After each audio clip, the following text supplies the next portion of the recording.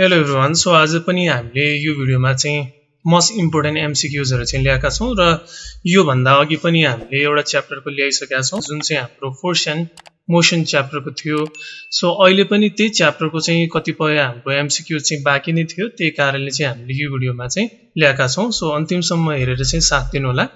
So सुरुमा छ question, the weight of a body is the measure of the blank छ acting on the body भनेर भनेको छ है। अब यसमा चाहिँ क्वेशन राम्ररी बुझ्नु पर्दा चाहिँ कुनै पनि बडीको वेट चाहिँ के को मेजर हुन्छ भनेर भनेको छ है। सो त्यही कारणले चाहिँ अब यहाँ चारवटा अप्सनहरु छ जसमा चाहिँ मास, ग्रेभिटेसन, ग्रेभिटी र फ्री फल छ। अब यो चारवटामा चाहिँ हामीले यसलाई यसरी पनि ट्याकल गर्न सक्छौं। वेट अफ अ बडी भन्ने फर्मुला चाहिँ W = mg भन्ने हुन्छ हैन। अब त्यसमा कुनै पनि बडीको मास त भइहाल्छ, त्यो बडी चाहिँ हाम्रो ग्रेभिटीसँग चाहिँ एक्ट हुनुपर्छ हैन। त्यो भयो भने मात्र त्यो बडीको चाहिँ के आउँछ, वेट आउँछ। त्यही कारणले यो चारवटा अप्सनमा चाहिँ हाम्रो के हुँदो रहेछ, मास हुन्छ त हुँदैन है। सो ग्रेभिटेसन पनि हुँदैन र यसैगरी फ्री फल भनेको हामीलाई थाहा छ है। सो त्यही कारणले यो पनि हुँदैन, जस कारण चाहिँ हाम्रो एन्सर के हुन जाँदो रहेछ,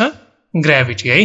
अब सेकेन्ड छ हाम्रो question, so what is the relationship between acceleration due to gravity and radius of a heavenly body भनेर भनेको छ है। क्वेशन बुझ्नु पर्दा यहाँ दुईटा कुराको बारेमा चाहिँ हामीलाई भनेको छ। एउटा चाहिँ एक्सेलरेसन ड्यू टु ग्रेभिटी भनेर भनेको छ है, जसलाई चाहिँ हामीले रिप्रेजेन्ट केले गर्छौं, स्मल जी। र यसैगरी radius of a heavenly body र कुनै पनि हाम्रो हेभेनली बडीज अर्थ, सन, यसैगरी कुनै पनि एउटा प्लानेटहरु हुन सक्छन् हैन। सो यो हेभेनली बडीको रेडियसलाई चाहिँ हामीले केले रिप्रेजेन्ट गर्छौं, क्यापिटल आर है। कहिलेकाहीँ स्मल आर ले पनि गर्ने गर्छौं, जनरली चाहिँ क्यापिटल ले गर्छौं। अब 1 नम्बरमा जी चाहिँ हाम्रो डाइरेक्टली प्रोपोर्शनल टु 1/r भनेर भनेको छ। सेकेन्डमा G directly proportional to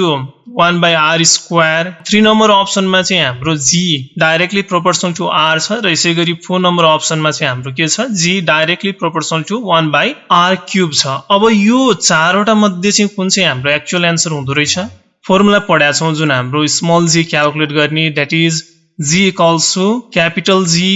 m divided by r² है। र अर्को पनि छ फर्मुला यसको, g = gm divided by r + h को होल स्क्वायर है, जब चाहिँ हाइट चाहिँ दिइराको हुन्छ। अब यसमा हाइटको कुरा गरेको छैन, त्यही कारणले चाहिँ अब त्यहाँबाट हेर्दा चाहिँ चारवटामा चाहिँ कुन हुँदो रहेछ, हाम्रो सेकेन्ड नम्बर है। सो यसरी पनि हामी बुझ्न सक्छौं। ओके, 3 नम्बर छ हाम्रो, how much greater or lesser is the gravity of the moon than that of the earth भनेर भनेको छ है। सो हाम्रो अर्थको भन्दा कति बढी अथवा कम चाहिँ हाम्रो मूनको ग्रेभिटी हुन्छ भनेर भनेको छ। अब यसलाई पनि हामीले यसरी पढाएको छौं है, यहाँको भन्दा जुन हाम्रो मूनको ग्रेभिटी चाहिँ के हुन्छ, कम हुन्छ भनेर पढाएको छौं है। त्यो कन्सेप्ट एउटा हाम्रो माइन्डमा छ। त्यही कारणले अब यहाँ अप्सनहरु यहाँ हेर्नु पर्यो, हेर्दा चाहिँ अब हाम्रो ग्रेटर वाला हुन्छ त हुँदैन है। ग्रेटर वाला जुन हाम्रो अप्सन यसमा दुईटा छ, एउटा 1 नम्बर छ 6 टाइम्स ग्रेटर, अर्को चाहिँ हाम्रो 3 नम्बरमा छ 2.5 टाइम्स ग्रेटर भनेर भनेको छ। अब यो दुईटा अप्सन चाहिँ हाम्रो के भयो, यो चाहिँ हामीले चुज गर्नु भएन है, किनकि हामीलाई थाहा छ मूनको ग्रेभिटी अर्थको भन्दा लेस हुन्छ। 2 र 4 बाँकी छ। अब यसमा चाहिँ हामीले कसरी चुज गर्छौं, ल हेर्नु, जुन हाम्रो मूनको ग्रेभिटी छ सो त्यो चाहिँ 1.67 मिटर पर सेकेन्ड स्क्वायर जति हुन्छ भनेर हामीले पढाएको थियौं हैन। अब अर्थको हेर्ने हो भने कति हुन्छ, 9.8 जनरली हामी त्यति चाहिँ क्याल्कुलेसनको लागि लिने गर्छौं र त्यति नै पढ्छौं। सो अब 9.8 र 1.67 डिवाइड गर्दा नियर अबाउट कति चाहिँ आउने गर्छ, 6 टाइम्स है। सो त्यही कारणले चाहिँ हामीले त्यहाँबाट पनि यसरी पनि ट्रेक लगाउन सक्छौं। त्यही कारणले चाहिँ के हुँदो रहेछ, 6 टाइम्स चाहिँ लेसर हुन्छ है। त्यही कारणले यो तीनटा अप्सनमा चाहिँ हाम्रो कुन हुने भयो, 4 नम्बर है। सो अर्को 4 नम्बर छ, when a body is dropped from a certain height, uniform acceleration is produced in it by the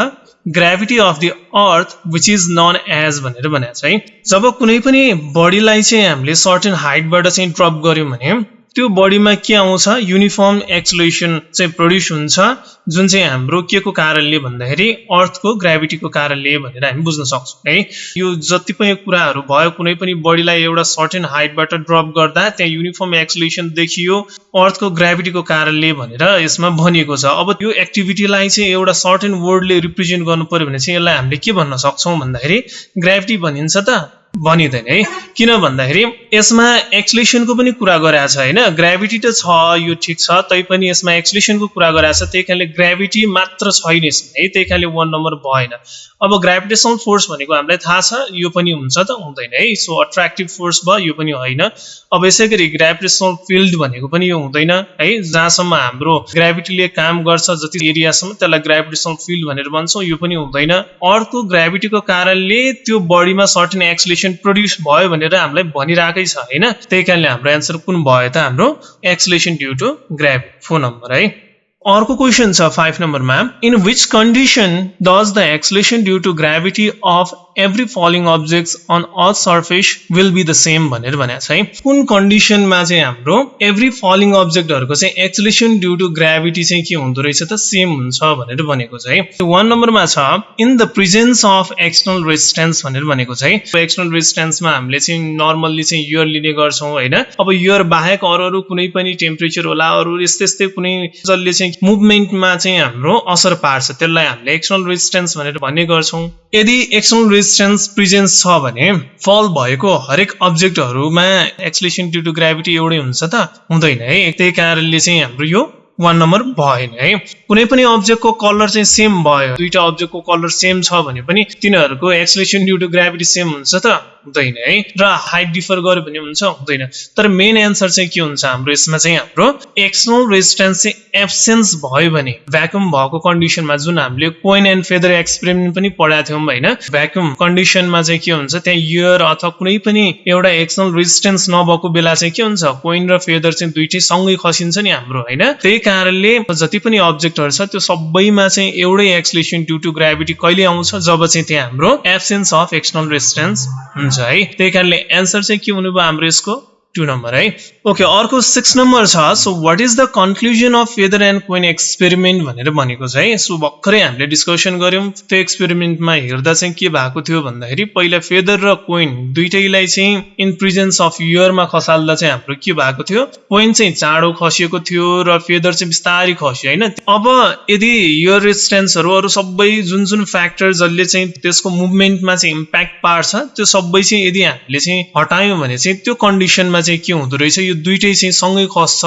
भनेर पनि हामीले पढाएको थियौं है फेदर र कोइन एक्सपेरिमेन्टबाट एउटा रिजल्ट चाहिँ के अब्टेन गर्न सक्छौं भन्ने छ अब जुन चारवटा अप्सन मध्ये चाहिँ कुन होला हेर्नु त जस्तै 1 नम्बरमा छ फेदर एक्सेलरेट्स फास्टर भनेको छ फेदर चाहिँ चाँडो खस्छ यो टाइपमा कुरा गरेको छ यो हो त हैन है अर्को छ ग्रेभिटी एफेक्ट्स ओन्ली कोइन ग्रेभिटीले कोइनमा मात्र असर गर्छ भनेर भनेको छ यो पनि हैन है 4 नम्बर हेर्ने हो भने both will experience your resistance regardless of their masses है उनीहरुको मासेसको परवाह नगरिकन यदि हामीले चाहिँ हेर्ने हो भने दुईटैले चाहिँ योर रेजिस्टेन्स चाहिँ एक्सपीरियन्स गर्छ भनेर भनेको छ यो हैन किनकि फेदर र कोइन एक्सपेरिमेन्ट भनेकै कस्तोमा गराएको थियो हाम्रो भ्याक्युममा गराएको थियौं हैन त्यही कारणले त्यहाँ यो रेजिस्टेन्स एक्सपीरियन्स गर्ने चान्सै भएन है 4 पनि भएन मिन्स 3 नम्बर चाहिँ हाम्रो के हुँदो रहेछ त आन्सर हुँदो रहेछ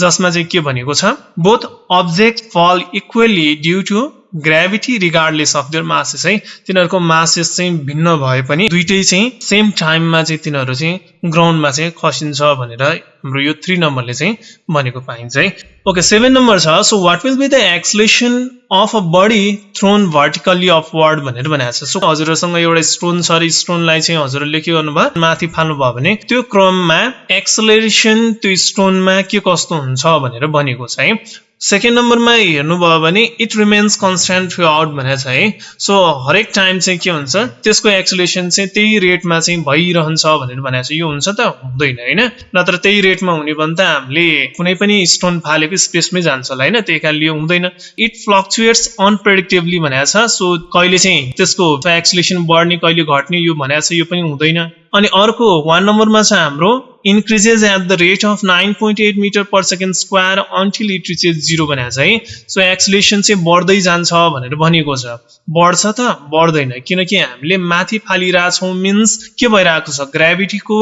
अगेन्स्टमा हामीले फालिरा छौं एक्सेलरेसन झन् के हुनु पर्छ घट्नु पर्छ बढ्नु भएन है त्यही कारणले यो चारवटा अप्सनमा चाहिँ हाम्रो कुन चाहिँ सुटेबल भयो त 4 नम्बर है जसमा चाहिँ के भनेको छ decreases at the rate of 9.8 metre per second square until it reaches 0 भनेर भनेको छ है त्यो स्टोनको चाहिँ के हुन्छ हाम्रो एक्सेलरेसन घट्दै जान्छ 9.8 मिटर पर सेकेन्ड स्क्वायर को रेटले र त्यो चाहिँ एउटा पोइन्टमा गएर चाहिँ स्टप हुन्छ र त्यो पोइन्टमा चाहिँ त्यसको एक्सेलरेसन ड्यू टु ग्राभिटी कति हुन्छ 0 हुन्छ र फेरि त्यो तल हाम्रो झर्न थाल्छ है So 8 नम्बरमा छ on which part of the earth's surface is the acceleration due to gravity minimum भनेर भनेको छ है अर्थ चाहिँ कस्तो हुन्छ bulging at the equator इक्वेटरमा चाहिँ कस्तो हुन्छ एकदम अलि फुलिएको टाइपको हुन्छ पोल्सहरुमा चाहिँ अलि थेप्सो अलि फ्ल्याट वाला चाहिँ हुन्छ हैन त्यही कारणले चाहिँ अब यहाँबाट हामीले के बुझ्न सक्छौं भन्दाखेरि अर्थको सेन्टरबाट इक्वेटर सम्म हेर्ने हो भने त्यहाँको रेडियस के हुन्छ बढी हुन्छ है र पोल्समा चाहिँ के हुन्छ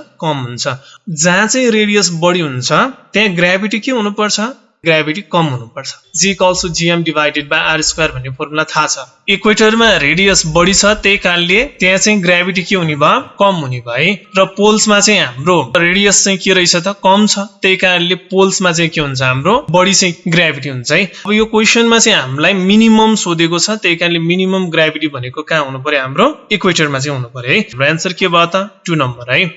So 9 नम्बरमा छ where is the weight of a body more भनेर भनेको चाहिँ अब यहाँ दिएको अप्सनमा यो तराई हिल्ली हिमालयन रिजन मध्ये चाहिँ कहाँ चाहिँ हाम्रो वेट चाहिँ बढी हुन्छ भनेर भनेको छ है अघि नै हामीले फर्मुला बनाएको थियौं जुन हाम्रो ग्राभिटी क्याल्कुलेट गर्ने formula g = gm / r + h को होल स्क्वायर रेडियस र हाइट सँग चाहिँ हाम्रो ग्राभिटी के छ इन्भर्सली प्रोपोर्शनल छ त्यही कारणले हाइट बढी भने ग्राभिटी के हुन्छ घट्छ अब यो तीनटा रिजनमा हेर्नु भने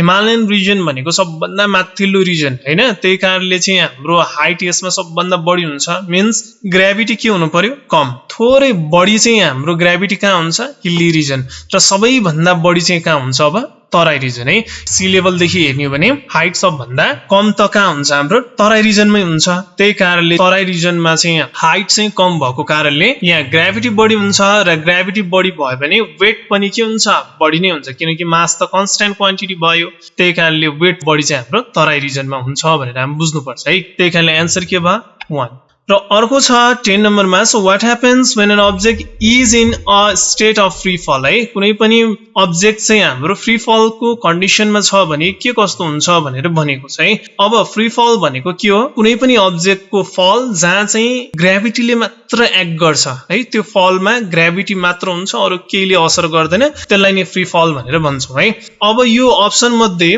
1 नम्बर हुन्छ होला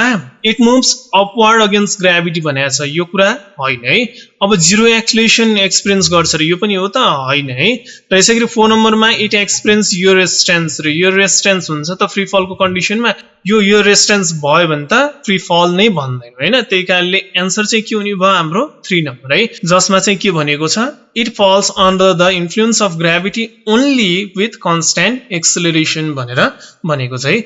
अब यहाँ सर्टेन मैले यहाँ इम्पोर्टेन्ट जुन हाम्रो points to remember for MCQs भनेर पनि दिएको छु हजुरहरुलाई थोरै बढी एमसीक्यूज हरु चाहिँ यदि हजुरहरुलाई चाहिँ यो च्याप्टरबाट चाहिएमा सो यति पोइन्ट्सले पनि त्यो एमसीक्यूज लाई कभर गर्छ त्यही कारणले चाहिँ मैले यो एमसीक्यूज लाई चाहिँ एउटा पोइन्ट को टर्मबाट चाहिँ हजुरहरुलाई यो ल्याएको छु सो यति बुझ्नु भयो भने पनि धेरै कुराहरु चाहिँ हजुरहरुले इजिली चाहिँ यो च्याप्टरबाट चाहिँ सर्टेन मार्क्सहरु पनि ग्र्याब गर्न सक्नुहुनेछ र यसैगरी यो चाहिँ हाम्रो न्यूमेरिकल सबै ठाउँमा चाहिँ काम लाग्ने भएको कारणले यो लाई पनि एकचोटी राम्रो हेर्नुलाई ल 1 नम्बरमा के भनेको छ हेर्नु त gravity of the moon is 6 times less than that of the earth gravity of the moon चाहिँ हाम्रो अर्थ को भन्दा 6 टाइम्स चाहिँ कम हुन्छ भनेर भन्यो हैन 2 नम्बरमा छ gravity of the Jupiter is 2.5 times more than that of the अर्थ को भन्दा जुपिटर को ग्राभिटी चाहिँ 2.5 टाइम्स ले ग्रेटर हुन्छ भनेर भनिएको छ है 3 नम्बर चाहिँ एकदमै इम्पोर्टेन्ट है जुन हाम्रो न्यूमेरिकल गर्दा कहिलेकाहीँ अर्थ को चाहिँ हाम्रो मास र रेडियस दिएको हुँदैन त्यो क्रममा चाहिँ यो हामीले सम्झिनु पर्ने हुन्छ है त्यही कारणले मास चाहिँ हाम्रो अर्थ को 16 * 10⁻24 केजी हुन्छ र यसैगरी रेडियस चाहिँ कति हुन्छ मिटरमा हेर्ने हो भने 6.4 * 10⁻6 मिटर हुन्छ र किलोमिटरमा चाहिँ 6400 किलोमिटर हुन्छ है यदि किलोमिटरमा छ भने पनि हामीले मिटरमै चेन्ज गर्ने गर्छौं है त र 4 नम्बरमा छ the radius of the earth at the poles is minimum so the value of g is maximum 9.83 metre per second square भनेर भनेको छ है। यो कुरा पनि अघि नै हामीले बुझिसकेका छौँ। अर्थको सेन्टरदेखि पोलसम्मको जुन हाम्रो रेडियस हुन्छ डिस्टेन्स हुन्छ त्यो मिनिमम हुन्छ, त्यही कारणले त्यतै हाम्रो के हुन्छ ग्राभिटी म्याक्सिमम हुन्छ, किनकि gravity inversely proportional to square of the radius है। 5 नम्बरमा छ radius of the earth is maximum at the equator so the value of g is minimum that is 9.78 metre per second square भनेको छ। हाम्रो सेन्टरदेखि इक्वेटरसम्मको distance धेरै हुन्छ जस कारण चाहिँ हाम्रो ग्राभिटी मिनिमम हुन्छ है। ल अब 6 नम्बरमा छ हेर्नु त यो एकचोटि नि the radius of Jupiter is 11 times and mass is 319 times more than that of the earth. So यो पनि कहिले काहीँ इम्पोर्टेन्ट हुन सक्छ, सो यो पनि एकचोटि माइन्डमा राख्नु होला। त्यसै गरी 7 मा छ the value of acceleration due to gravity on the surface of the moon is 1.67 metre per second square. So यो पनि कहिले काहीँ चाहिँ सोधिएको हुन्छ है, त्यही कारणले मुनको ग्राभिटी पनि हामीले बुझ्नुपर्ने हुन्छ है त। अब 8 नम्बरमा छ the value of acceleration due to gravity on the surface of the Jupiter is 25.13 metre per second square which is about 2.5 times greater than that of the earth भनेर भनेको छ है। एक्सलेसन ड्यू टु ग्राभिटी जुपिटरमा कति हुँदो रहेछ 25.13 metre per second square र जुन चाहिँ हाम्रो अर्थको भन्दा 2.5 टाइम्स चाहिँ बढी हुन्छ भनेर भनेको छ है। सो होपफुली हजुरले चाहिँ यहाँसम्म बुझ्नुभयो होला र यस्तै इन्फर्मेटिभ भिडियोजको लागि चाहिँ हाम्रो च्यानललाई लाइक सब्सक्राइब र सेयर पनि गर्नुहोला। आउने दिनहरूमा पनि यस्तै इन्फर्मेटिभ भिडियोज ल्याउने नै छौँ भन्दै यो भिडियो यतै एन्ड गर्छौँ। Have a good day, thank you.